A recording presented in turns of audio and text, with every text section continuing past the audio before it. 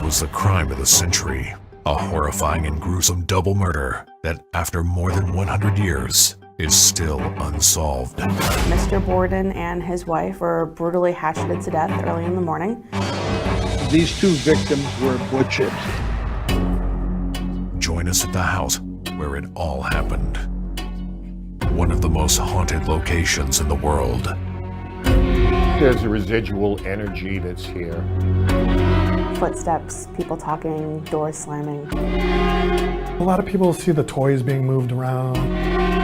There's a man there, and I don't know who he is. It is about the right size for most of the wounds on the Borden skulls. Our experts will break down the murders and the trial.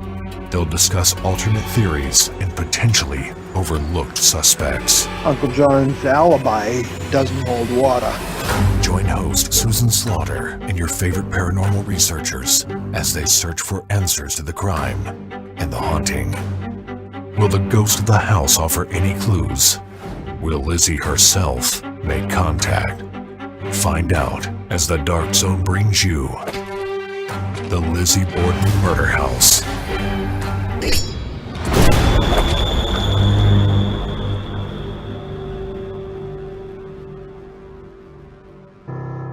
We are currently in the Lizzie Borden Bed and Breakfast Museum. It was built in 1845, and it looks almost identical to how it did when the Bordens were here.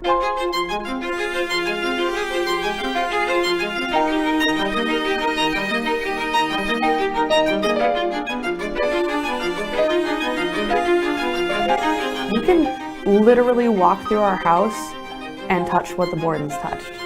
One of the cool things is Mr. Borden actually started off his career in carpentry and apprenticed under Southern Miller, the man who built this house. So it is possible that Mr. Borden even had a hand in building this very house.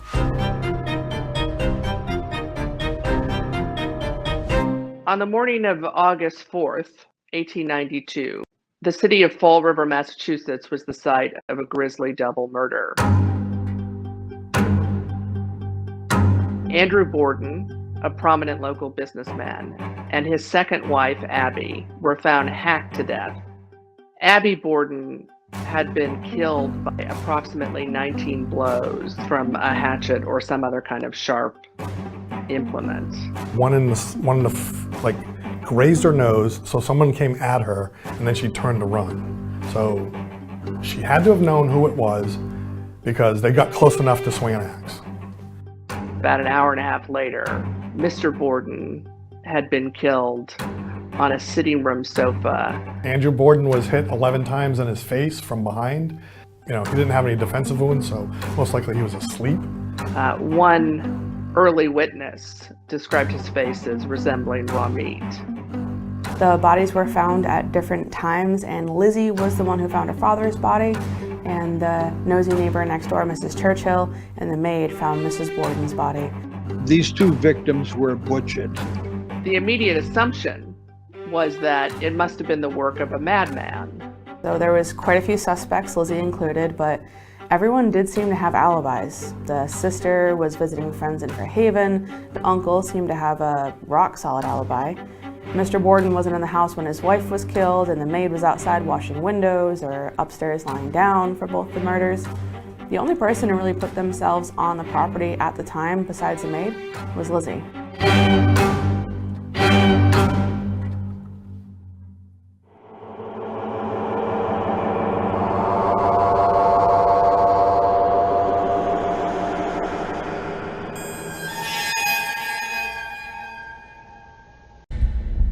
This was one of the most sensationalized cases in American history. One that generated front page news and headlines across the country. So the trial was held in New Bedford Superior Court. It was a jury of her peers, and it was all men. Women back in 1893 didn't have the right to vote, so they couldn't sit on a jury. The key to the prosecution case was that the interval between the murders meant that it really could not have been an outside assailant. The prosecution case was entirely circumstantial. The main witnesses for the defense were people who had seen strange men in the vicinity. The idea that there could have been someone else. Then we're suggesting that somebody killed the mother and then hid in the closet for an hour and a half to wait to do the other one. And who would do that? Well, the question of whether or not Lizzie Borden was going to testify was hotly debated in the newspapers. And the defense's position was simply that she had nothing to account for, that the prosecution never proved its case, and so there was no point in putting her on the stand. If convicted, the only penalty for murder was death.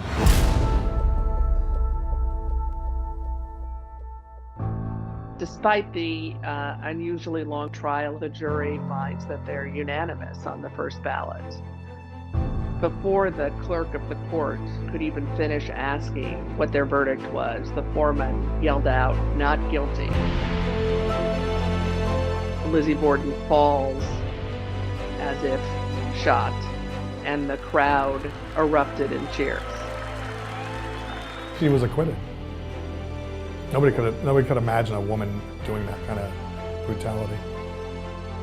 For a man to send a woman to the gallows, they couldn't do it because they thought that women were too fragile.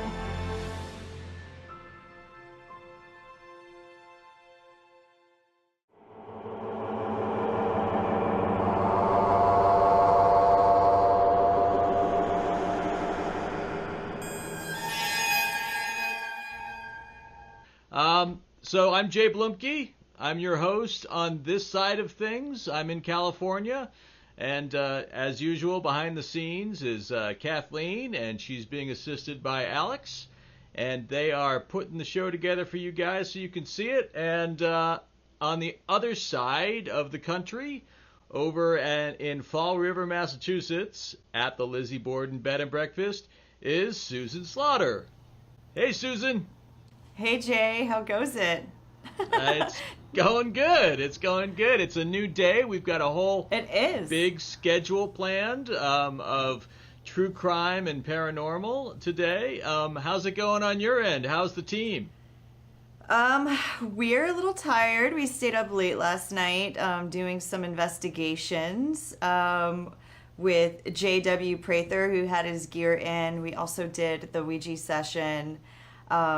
And we were just about to get to an Estes experiment, but then all of our batteries were just drained and at its life's end. Right. So we decided to shut down for the night. Susan, when you guys started investigating last night, there were actually some really interesting things that happened. There was a moment, if you remember this, where the gear went down. And what's interesting about this, and Susan, I don't know if you've seen this at all yet, but no. What's interesting is that when the gear goes down from the side of the control room, what the control room was seeing was something that they could not understand, that they'd never seen before. And so we can play that clip for you, and then we can talk about it on the other side. Okay.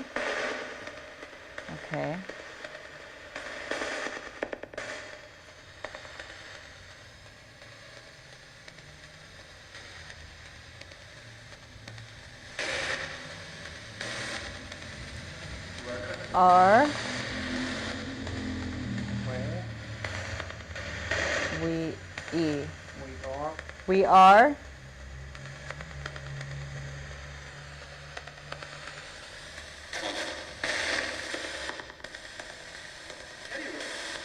There you are. I heard you said we are, and then I heard coming, and then I heard there you are, between the board and the device.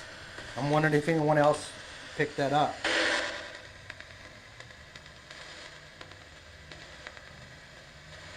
We're here. If you see us, come join us. H.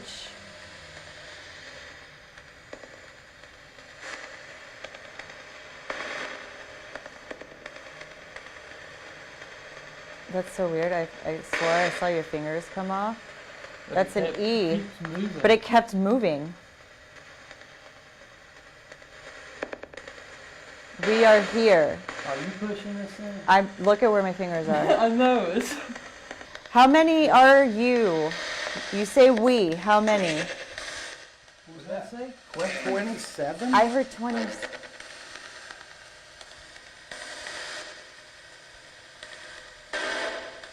Ooh. How many of you are here with us?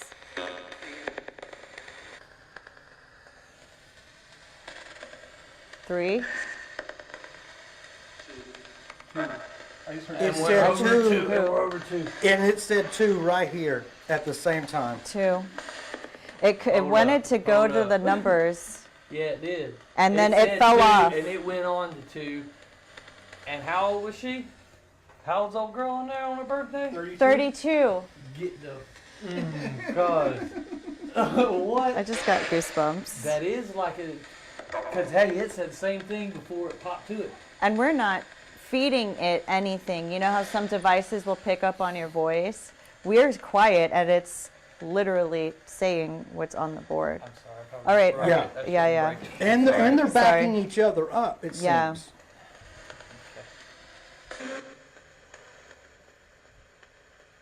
Okay, so that's spelled out. Can you tell us what you'd like us to know?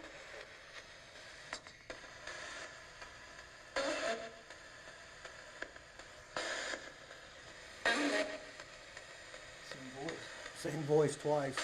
And this is scanning 2,400 frequencies randomly. So the odds of getting that same voice back to back like that.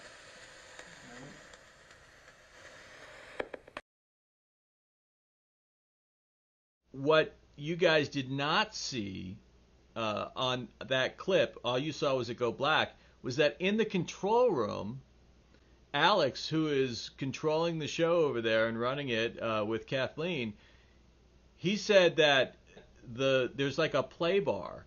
The play bar on just this footage, and he's never seen this happen before, the play bar started like moving and jumping, right, and vibrating.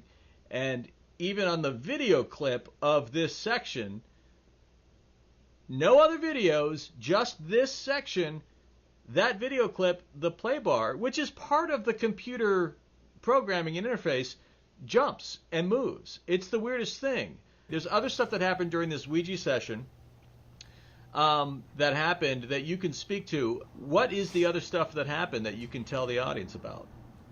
So it's always important to know that sometimes you'd be on an investigation or doing something like a Ouija session, and you'll start getting information, and at first it might not make sense to you. So I always think it's very important to take note of everything that comes through, especially like on the Ouija board, right?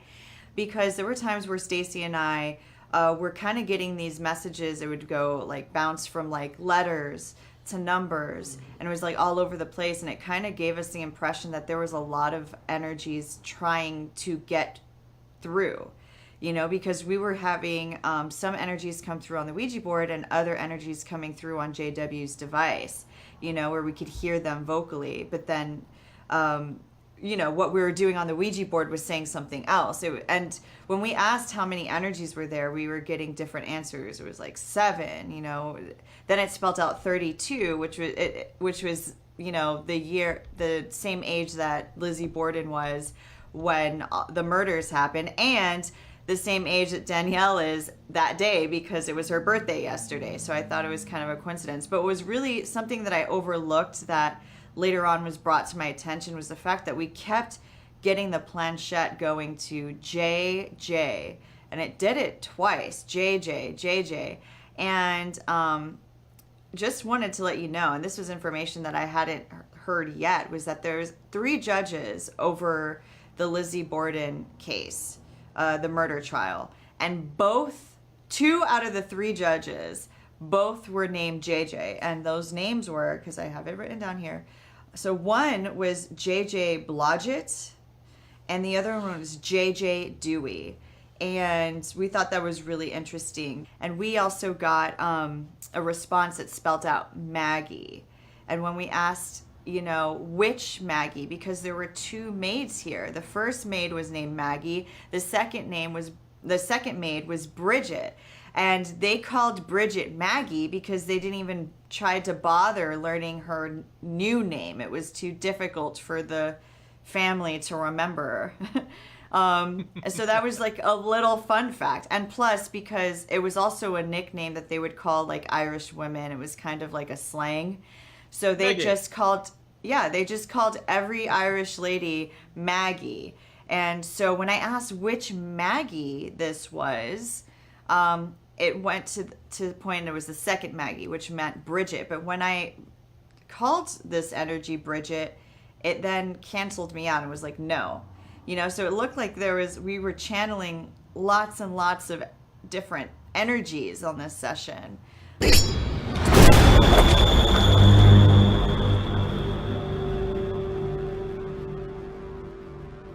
All right, and we are back. The Dark Zone Live is bringing you the Lizzie Borden Murder House. Okay, so we've got an event kind of thing happening tonight. I'm not exactly sure how to describe it, but this is going to be something that I think is experimental and has not yet been done. Over in Fall River, Massachusetts, at the Lizzie Borden Bed and Breakfast, is Susan Slaughter.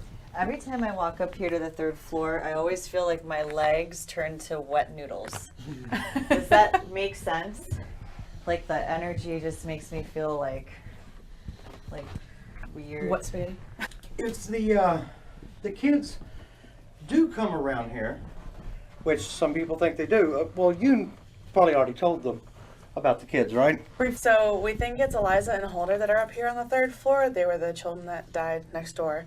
So we have a lot of toys in the toy box. Most of them have been donated by overnight guests so they can get the kids to come out and play, which is really sweet. And you can hear kids running across the floor. You can feel people sit down on the bed with you. There's been experiments that are done here with the kids and stuff where people would do like EVP sessions. They'd bring toys, they'd read to them, and they like when you're interactive. It's not like, let's just put stuff on the floor and have them go play with it. They actually like when you interact with each other, then they're more apt to come out, which is kind of cool. And they're kids. I mean, they want to play. Yes. Look at this. So tell us what you're doing right now. This is the IDC Spirit Web.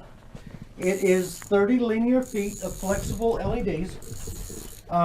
It detects EMF. It detects changes in polarity in the atmosphere. So either one can set it off. It could be, I call it a web because you can tape it up in any doorway or around a stairwell and just make a web that if something passes through it, there's a good chance that you could detect them. The leader of the Power Rangers just texted me and said there was a JJ Blodgett and JJ Dewey, both judges who presided over Lizzie's trial. Oh, wow. Got JJ. I love that. This is Blodgett. Okay, so why would we have got such a name? It's neat that you guys got all these different names that tie And with then the you take case all the during way the out. Ouija board session. Right. Yeah.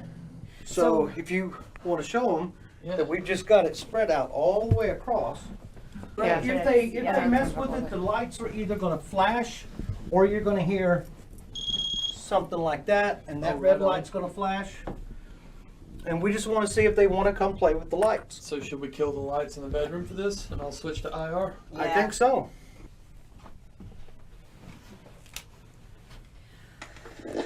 So here's your volume, and you're on and off, and that's the only one you got to really worry about. Echo and reverb set pretty good. See this top? Yeah.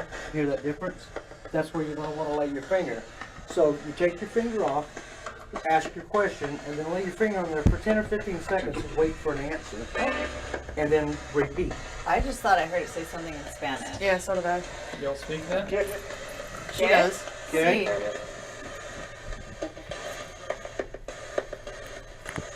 Hola. So I said, dime.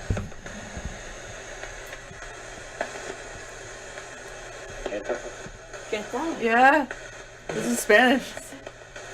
It's funny because we've had Spanish come in before.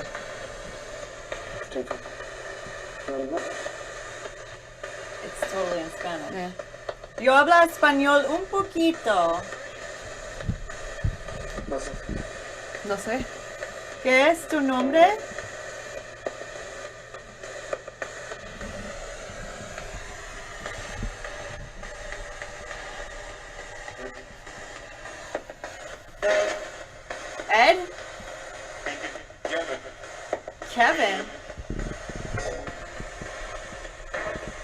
Oh,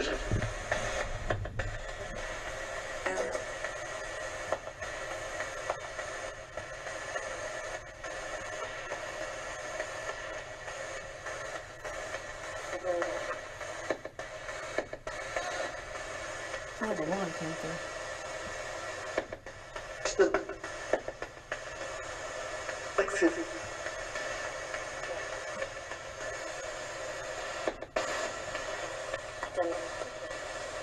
I heard Danielle. Hi. Who am I speaking to? ¿Con quién yo hablo?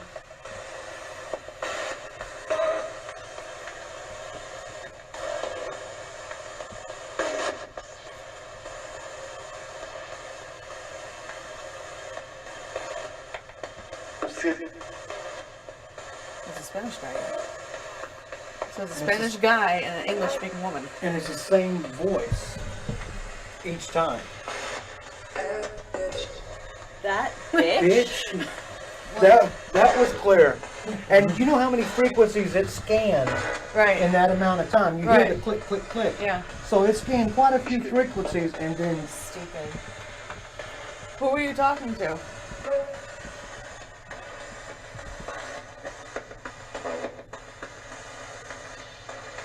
¿Con quién hablan?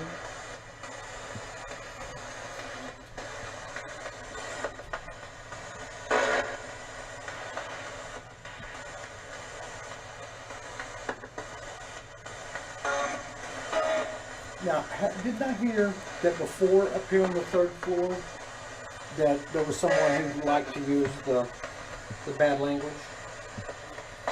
Usually when we get bad language through, we've come to the conclusion that sometimes it's Mr. Borden, but there's other people that have, you know, cussed as well. Just checking that battery packs don't vibrate, right? No, it's my phone. Oh, okay. No. Yeah. I should put it on airplane mode, but I'm just waiting for Jada.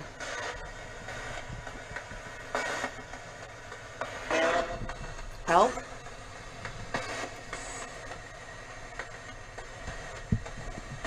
You want to call out to the kids and see if they're...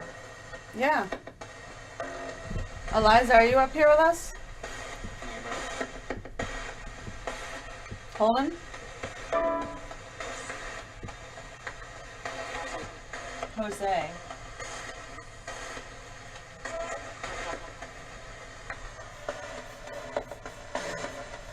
What is the connection with Spanish and the house? Is there a connection? I don't know. With someone Hispanic in the past? We've had a Hispanic come through before, I just don't know who they are. Don't know what the connection is with Right. the house, though. Yeah, not to the Bordens. Well, here's the thing about space and time and spirit communication or anything else.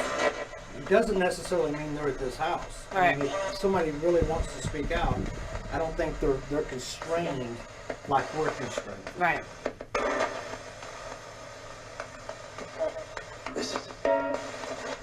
Listen. I heard the listen. Who do you want to listen? Jay.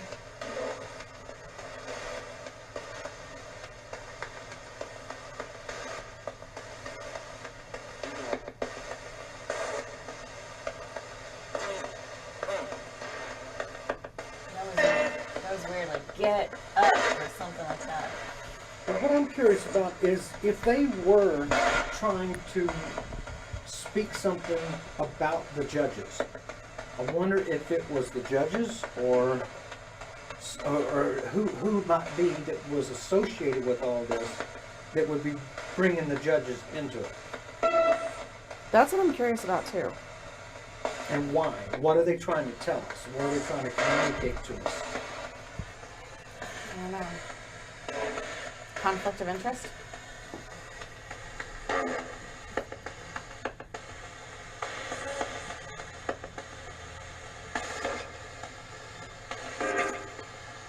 Can you tell us why you were trying to communicate with us about the judges?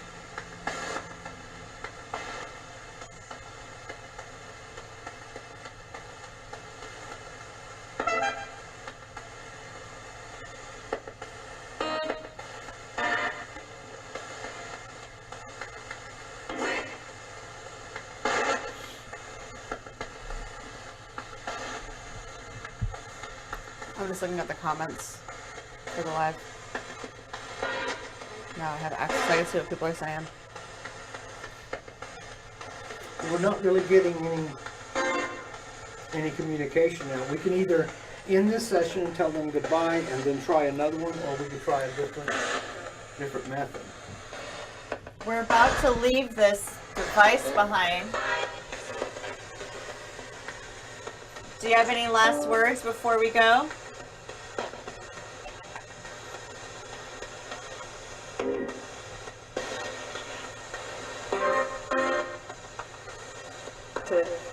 Ted? That sounded like pray for me. What did you hear? Pray for me. Sometimes I think with ITC, when we're thinking we're hearing something that's not relevant, we may be very well right. It's not relevant. Right. And there's other times I think we actually get to eavesdrop on them, and it will be one or more of them talking, and we just happen to hear part of the conversation. Right. I've had that happen when I'm working on the boxes in my workshop. So we can tell them goodbye and we can try a different one. I just heard I'm good. That's what he said. All right, well, we're going to go now. Thank you for communicating with us. One of the things Renee just pointed out to me, which is a good point, there's a lot of Portuguese here, and Portuguese and Spanish do sound very similar. Ah. Yeah. So it Eu could have falo been, português. it could have been Portuguese. Perdão. Falo português.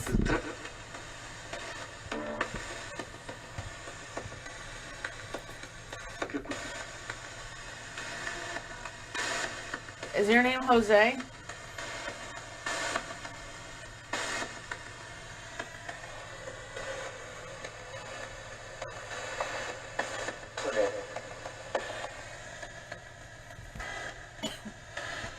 Okay, well, we're going to shut this one off and we'll try to communicate with you again later. Thank you. Thank you.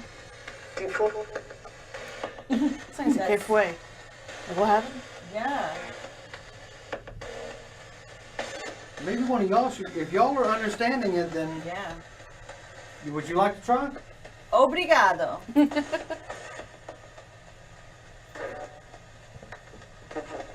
Que fala?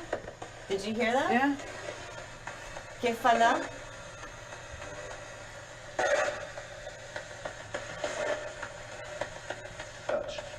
Touch. Maybe you touch. You're Portuguese. I am Portuguese. Where'd you say that? Right here on the top. See this blue? Oh, yeah, yeah. You'll hear the difference when you touch it. Oh, okay. Thanks, Bill. Disembodied burp.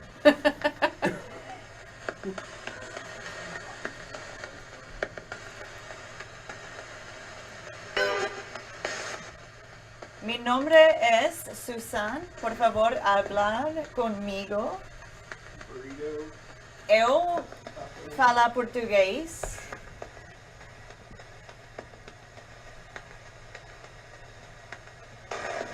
Hola. Is this one of your notes, Jay? Yes, that's the spirit web. It is so badass. One of these things. There's been no activity Dime tu nombre. with it yet at all. Nothing. So if the kids are here, they're not really moving around. This thing's awesome, dude. Con quién yo hablo? Who am I speaking with? Can y'all translate like that? Because I don't understand the I list just of heard he said Portuguese. con quién yo hablan, which Okay. means who am I speaking with? Right on. Yo soy Danielle. Are you catching this? ¿Qué? Having a conversation in Portuguese Oh, really? on the direct line. That's pretty awesome.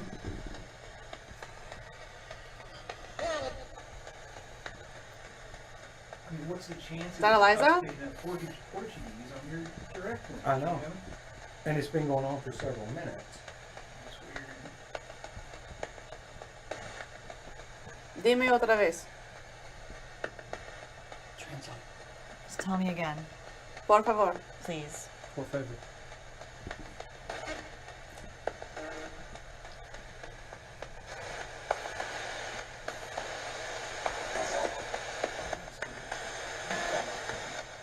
What was that?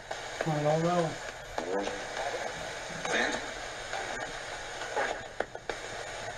Well, you just said horse, which would be so relevantly funny.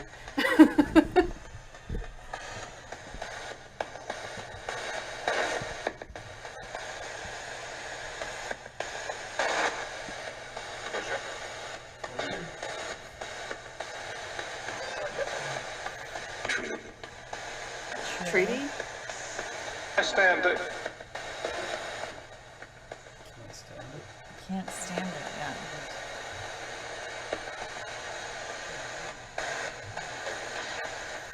Does this device bother you?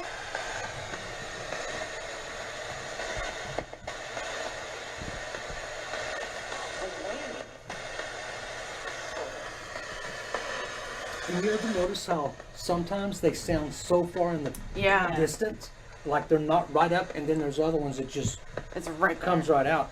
Because we can get EVPs, like the ones that I have with microphones, or we can get direct radio voices, but then there's also the ghost box voices, which is the snippets of audio they use. But some of those very forceful ones, especially with the cuss words, we know those are direct radio voices. I mean, that definitely didn't come from the radio. But it's amazing how many different ways they seem to communicate. And sometimes it just seems like they're standing on the other end of the room. Yeah. Not afraid to come forward and speak.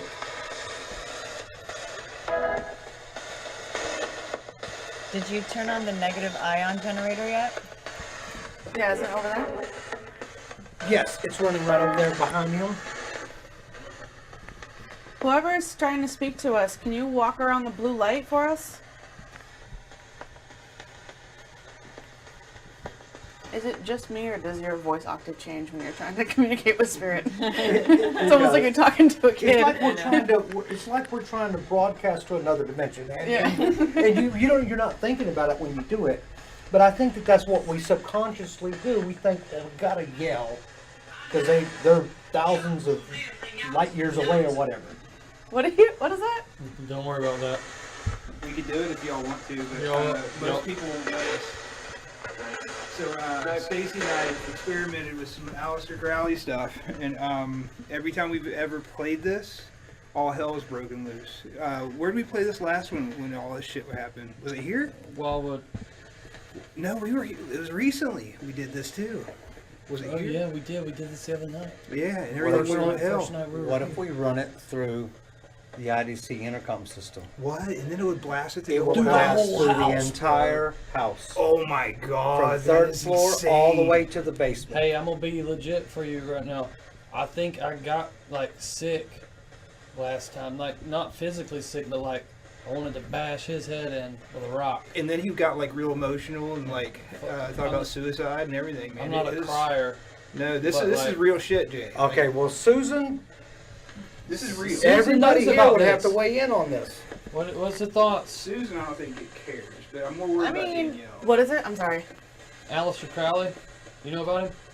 I've heard the name.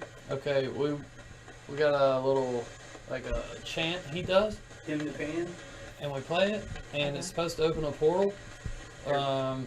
Every time we ever play this, It all hell works. breaks loose, man. Like seriously, Like, hey, we went to a different place. We went to New York from West Virginia, and on the spirit box that evening, without even playing that, we heard a kid's voice say, "Close the portal." Like directly. Okay. You Well, know what I then- mean? Well, my question is, like, if you open it, how do you close it? You don't want to close it. Because we do. well, we didn't. We didn't at the time. That's what I meant. Yeah, we didn't, and we were affected by it, like legitimately Yeah. affected by it. Like Okay, Stacy so- definitely. So How do you you close it? guys are, so I feel I like have- I'm interested in doing something like that, but ill prepared to handle something like that right now, just doing it on the whim. Like, I feel like if we're going to do something like that, we need to prepare for that. How do you prepare? I think with like intention to, I would also spiritually prepare myself. Those But I deal, don't, bro. so if we're kind of trying to be like cautious and we want to like gauge this, you know. I feel like we're not being scientifically oriented if we just throw it out, you know what I mean? It's just kind of like picking things out of a hat. With my spectral, I do try to create a portal within the device. Right. That's how my spectral, the theory behind it is. Right. But I don't want to just open a big 50-foot sinkhole that anything can come in or out of. And that's what I think of when we think about these portals. That's what I think of. That's what this is. Yeah, it's just a big sinkhole that anything can go into or anything can come out of. And yeah, I just don't want to do it precariously is all. Exactly. That I'm willing to do something like this, and I have worked with other people that work in thelemic magic, and we do things like this, but there is preparation that's involved. And so I'm willing to do something like this. I just don't think tonight's the night. All right. I want to know if this stuff's real. I've been doing this stuff so long that like all things, every kind of like weird investigation, I've been doing it for 25 years. Yeah. And so like I have gotten to the point where I want to push the limits, you know, and it's good to have people like you around to slow me down a little bit. I appreciate what you're saying and definitely honor your thoughts, and you know, and you have to be prepared for it. You know, it's not your friendly white ghost that we're playing with here. No. Well, I mean, all non-human energies are neutral until you give it the energy, if you know what I mean. Like there's an energy exchange. I'm not scared of it. I'm just not prepared for it right now. Right. All right. You know? Oh, yeah.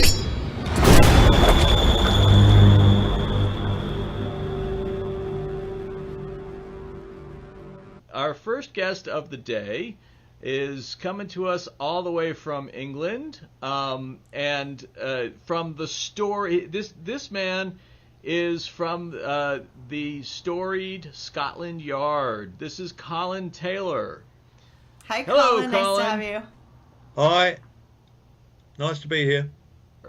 You know, Lizzie, she went through an entire trial and she was acquitted. So, but the story endures today that there is, you know, this sense that she really did do it and she got away with murder. I think because of the failures early on in that particular case to do with the police's action, the failure to isolate the scene, to isolate the people concerned, to protect the evidence which may or may not have been in the house at the time. All these failures add up to the ultimate result, which was Lizzie Borden was convicted through lack of evidence. You're left with looking at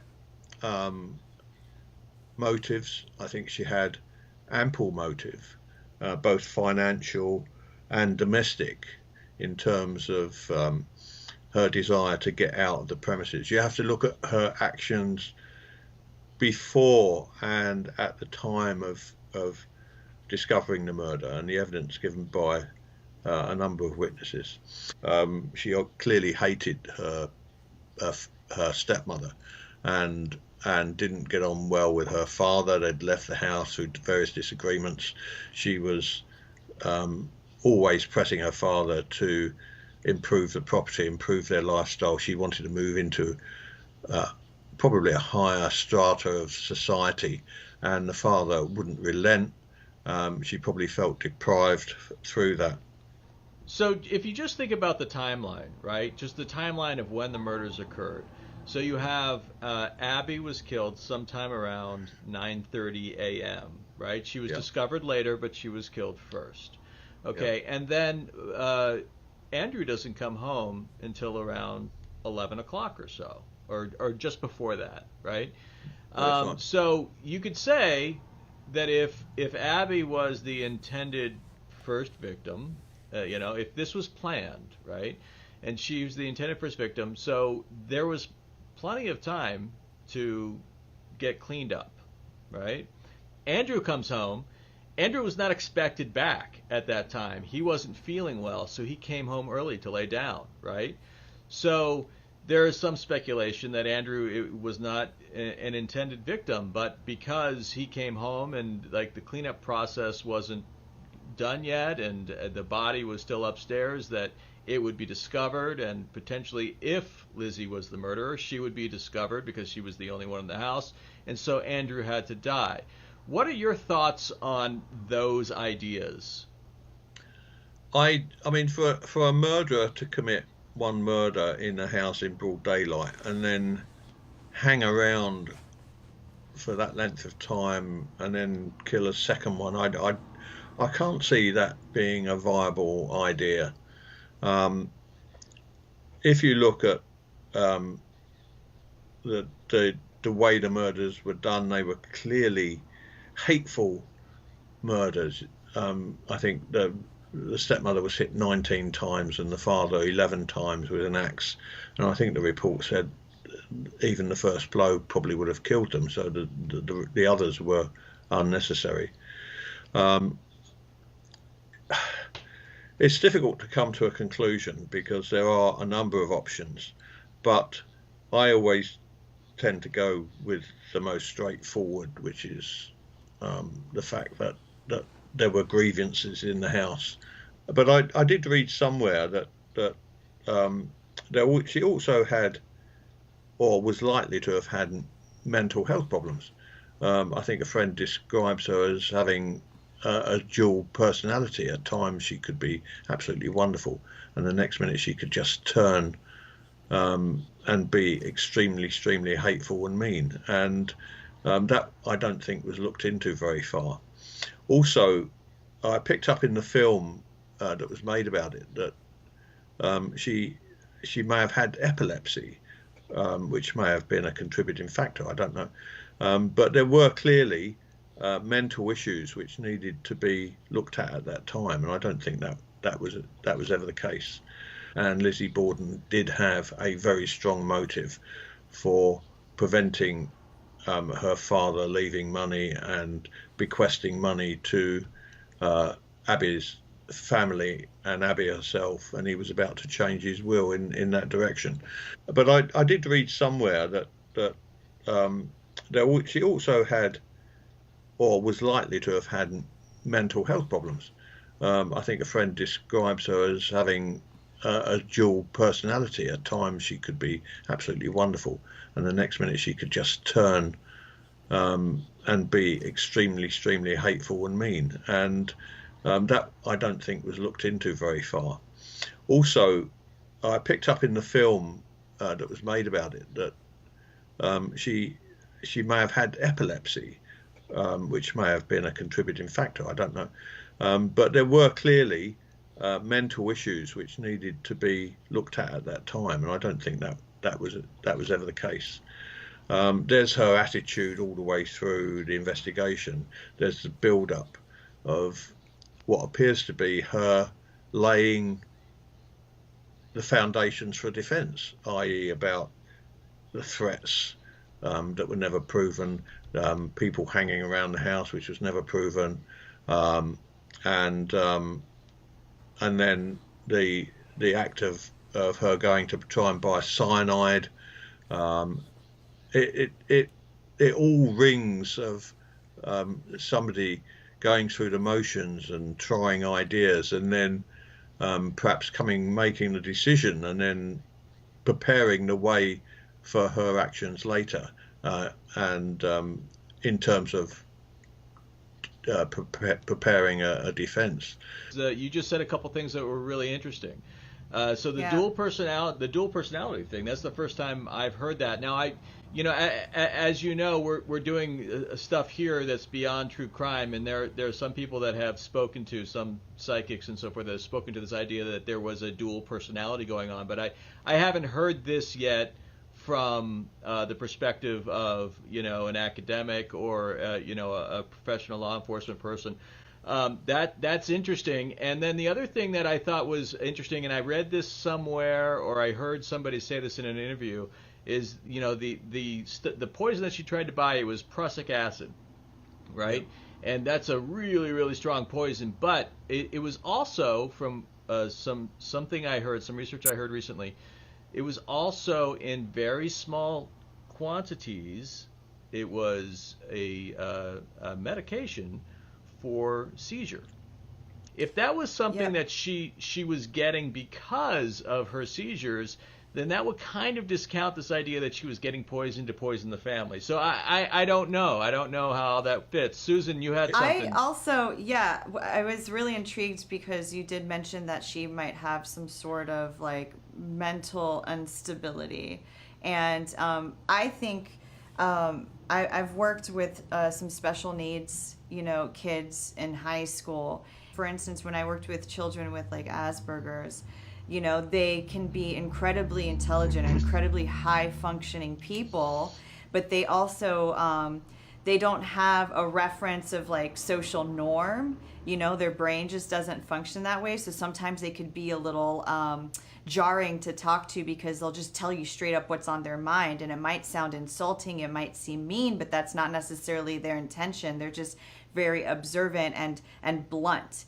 And that also, they don't actually have the same type of affection or means to feel and be warm and affectionate, So I feel that maybe Lizzie was kind of on the spectrum. And if you think about those times in the Victorian era, people didn't know much about, people on the spectrum. People didn't understand, mental health. They didn't understand mental disability. And it was a known fact that, that Lizzie, she didn't finish school. And I think that had something to do with the fact that maybe she did have some form of, autism or Asperger's. Especially when you think about that time period and how they recognized that kind of thing, Yeah.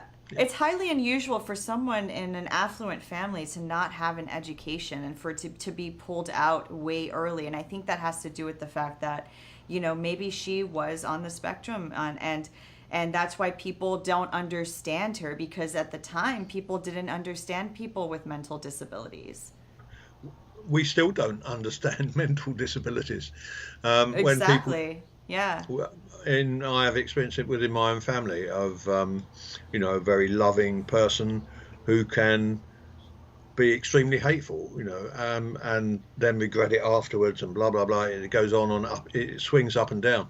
I remember a psychiatrist once addressing the people who was on my course on the detective training school, and he was trying to explain that whatever psychiatric assessment and evidence he could give about any suspect, the defense would always be able to find a psychiatrist to come along and say the exact opposite, and neither would know who was right. Murder is not a natural thing. Violent and murder involving huge degrees of violence and dissection, or whatever whatever way you want to look at it, is not normal. And I've dealt with many of these people over the years, and one of the things that shows up time and time again is a complete lack of emotion in regards to the crimes they commit. Mm-hmm. Colin, and that's interesting because there were many reports at the time about Lizzie's demeanor, and that she didn't seem to be kind of emotionally reacting to what happened to her father and her stepmother. I could talk to you all day, Colin. You are fascinating. You're kind of, I don't know you. We've never met, but you're just, guys like you are kind of like heroes to me. Just what you've done, the whole Scotland Yard thing. Thank you so much for coming on and taking your time with us. No problem. I'm around if you want to speak to me again. All right, sir. Thank you so much, Colin. Good luck. Bye. All right. Okay. Bye-bye.